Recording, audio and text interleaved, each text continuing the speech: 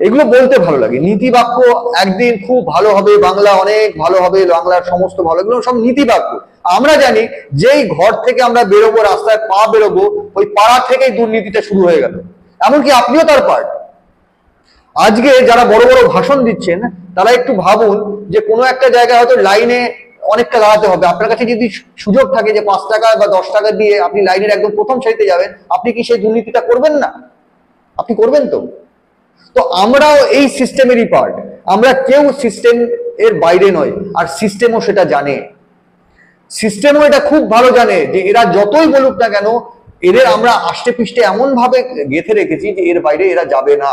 তার সুযোগ কিছুটা তারা নেয়, তার সুযোগ কিছুটা আমরা নেই।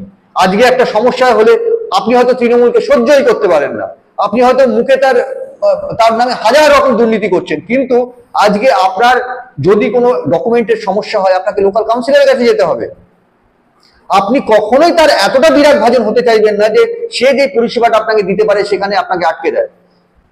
মানুষ সাবধানে চলে, জল মেপে চলে, সে মনে অসন্তুষ্ট, তার মাথায় ক্ষোভ, কিন্তু সেটা উগরে দেওয়ার জন্য শুধুমাত্র ভোট ব্যাংকে ওই রকম ভাবে সে ব্যবহার করতে চায় না, কারণ তার অল্টারনেটিভ হিসেবে যারা আছে তারা ভয়ঙ্করের থেকে ভয়ঙ্কর।